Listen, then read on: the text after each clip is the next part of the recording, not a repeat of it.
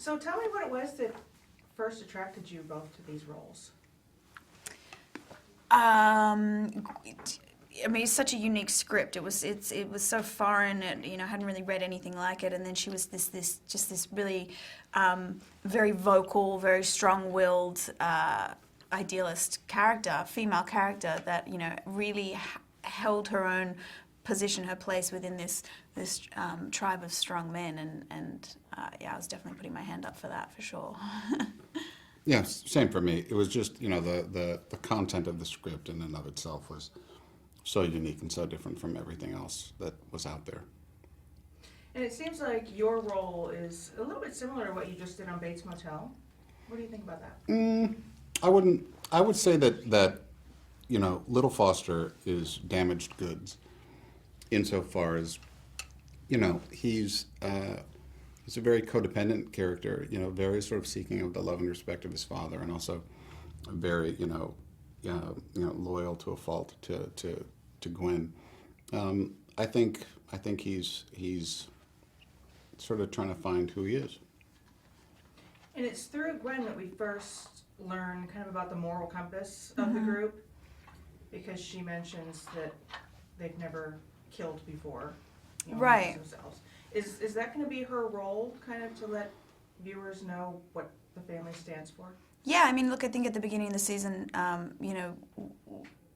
Big Foster is becoming the leader of this group, and he chooses to do things a little differently to, I think, how they've done things in the past. And I think in her mind, perhaps, maybe not in line with how things should be done, but it's all a matter of opinion, I guess. But she's definitely vocal about her opinions in how we should protect ourselves and how we should kind of maintain our survival and our way of life.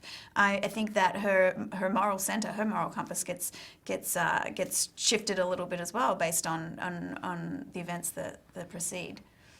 And you're also kind of torn between two lovers, if I read it right. Yeah. You have this handsome man here, and then you Yes. also have Asa, who has come back into the fold. Yeah, her first Can you talk love. a little bit about that? Yeah, well, Asa was her first love, but he left the clan 10 years ago. He left her 10 years ago, and when he comes back, I think that dynamic is going to play a huge part, absolutely, in the beginning of the show.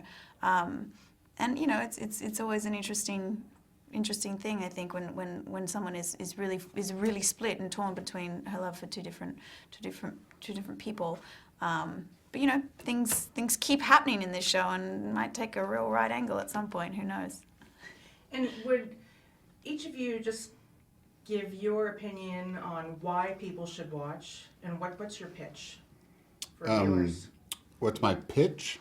Is it's Little House on the Prairie meets Mad Max. It's a really, really dynamic show. Is that there's nothing else out there. Turn the sound off. You're not going to see anything like this show anywhere else. And that, obviously, I don't know how to pitch it outside of that. I mean, I think it's definitely different. It's like nothing else really out there. But at the end of the day, we're still rooted in human truth, and I want people to fall in love with these characters. I want them to get to know these characters through their relationships, and invest in those relationships with us, and hopefully come along for the ride. yeah, and there's one other thing that I think is really important, is that there's a fragility to this show. If you watch the pilot, is you just don't quite know exactly how you're supposed to feel about anybody, and yet you still continue to watch.